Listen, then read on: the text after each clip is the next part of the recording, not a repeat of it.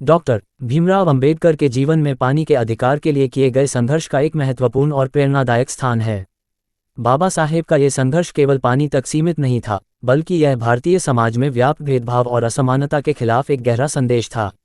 मैं यहाँ पर आपके लिए एक काल्पनिक सस्पेंस कहानी प्रस्तुत कर रहा हूँ, जो अंबेडकर के पानी के संघर्ष के ऐतिहासिक संदर्भ पर आधारित है। हालांकि यह काल्पनिक है, लेकिन इसमें बाबा साहेब के उस संकल्प और संघर्ष की गाथा है जिसने भारतीय समाज को झकझोर कर रख दिया था। कहानी बाबा साहेब और पानी की मूक पुकार, भाग 1, अछूतों के गांव की पीड़ा। ये कहानी है 1920 के दशक की, जब भारतीय समाज में जातिगत भेदभाव अपने चरम पर था। एक छोटा सा गांव महेड़ा था, जहां पर अछूत समाज के लोग अपने अधिकारों से वंचित, अभावों में जीवन बिता रहे थे। गांव के बीचों बीच एक बड़ी झील थी, लेकिन अछूत समुदाय के लोगों को इस झील से पानी लेने का अधिकार नहीं था। प्यास लगने पर उन्हें दूर से पानी लाना पड़ता था। कई बार तो प्यास के मारे बच्चे और बूढ़े लोग बेहाल हो जाते थे, लेकिन ऊंची जाति के लोग उन्हें उस झील के पास फटकने भी नहीं देते थे। एक दिन गांव में एक अफवाह फैल गई कि बाबा साहेब भीमराव अंबेडकर गांव के पास के शहर में एक सभा करने वाले हैं। इस खबर से अछूत समाज में एक उम्मीद की किरण जागी। सबने सुन रखा था कि बाबा साहेब उनके अधिकारों की बात करते हैं और उनके लिए नए रास्ते खोलने का प्रयास कर रहे हैं। भाग 2, सभा और पानी के अधिकार की आवाज। जिस दिन अंबेडकर गांव के पास सभा करने आए, उस सभा में हजारों लोग जुटे। बाबा साहेब ने लोगों के बीच जातिगत भेदभाव और मानवाधिकारों की बात की। उनके विचारों से लोग बहुत प्रभावित हुए, और जब उन्होंने पानी के अधिकार की बात की तो लोग हक्के बक्के रह गए।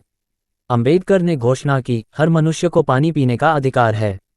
हम सबको इस अधिकार के लिए एक साथ खड़ा होना होगा। सभा के बाद कुछ गांव वालों ने अंबेडकर के पास जाकर उनसे मदद की गुहार लगाई।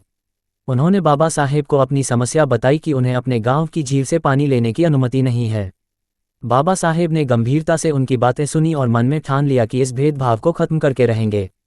भाग 3, महेड़ा सत्याग्रह की योजना। बाबा साहेब ने महेड़ा में पानी के अधिकार के लिए एक बड़ा सत्याग्रह करने की योजना बनाई।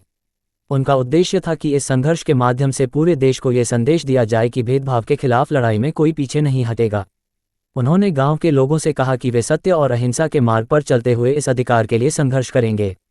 जैसे ही इस सत्याग्रह की खबर ऊंची जातियों के लोगों तक पहुंची, उनमें खलबली मच गई।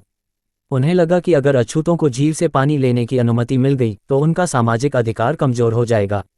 उन्होंने इस सत्याग्रह को विफल करने के लिए कई साजिशें रचनी शुरू कर दीं।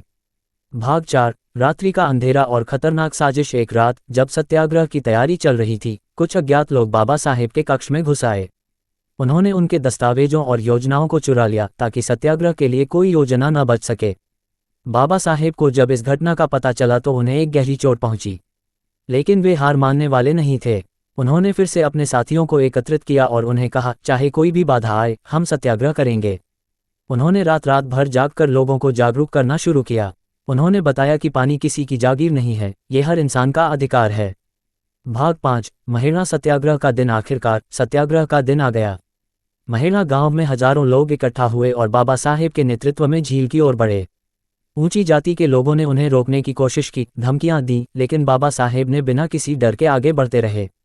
जैसे ही उन्होंने झील का पानी छुआ, एक बड़ी भीड़ ने शोर मचाया।